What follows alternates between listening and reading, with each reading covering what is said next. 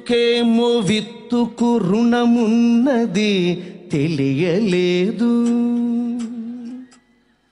ఈ చెట్టుకేమో విత్తుకు రుణమున్నది తెలియలేదు. నాకేమో నాన్న విలువ ఎంతన్నది తెలియలేదు.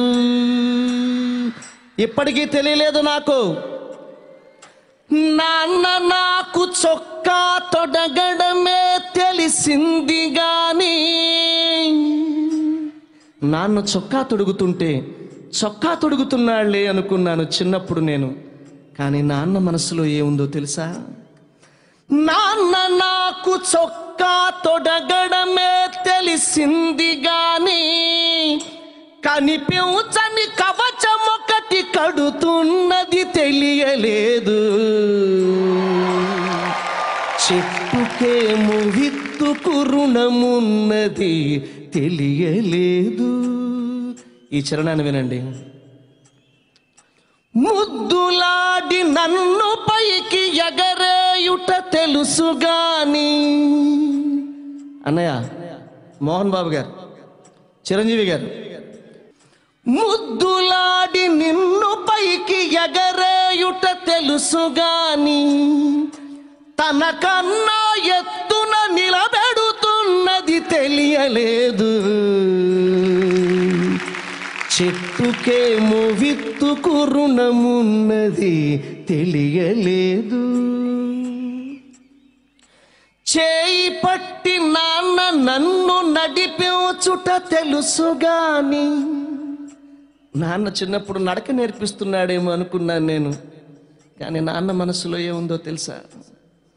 చేయి పట్టి నాన్న నన్ను నడిపించుట తెలుసుగాని, నా యాత్రకు శ్రీకారం చుడుతున్నది తెలియలేదు.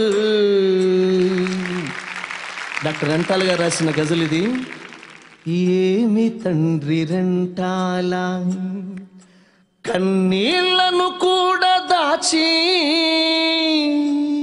నాన్న కూడా ఏడుస్తాడు, అమ్మ ఎప్పుడు ఏడుస్తూనే ఉంటుంది. నాన్న ఏడవడం మనం చూడం, నాన్న పక్కకి వెళ్ళి ఏడుస్తాడు.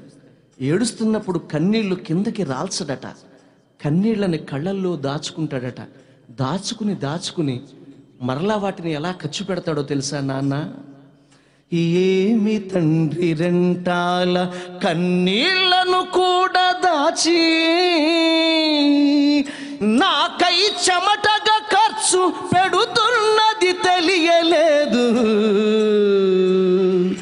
చెట్టుకేమో విత్తుకు రుణమున్నది తెలియలేదు. చిరంజీవి గారు, ఇవాళ వీళ్ళు కొట్టే చప్పట్లు మీవి కావు, మీ అమ్మా నాన్నవి. రేపు చరణ్ కోసం కొట్టే చప్పట్లన్నీ మీవే. ఏమి తండ్రి రెంటాల కన్నీళ్లను కూడా దాచి, అలా కన్నీళ్లను దాచుకున్న నాన్న జీవితంలో ఎలా ఉంటాడు అంటే, నా జీవం నా సారం, నా జీవం నా సారం చీల్చి చూసుకుంటే గాని,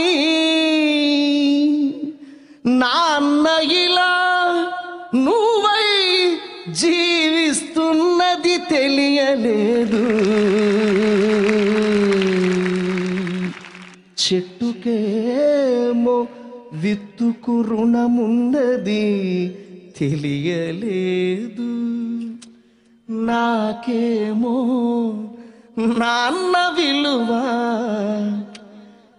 ఎంతన్నది తెలియలేదు.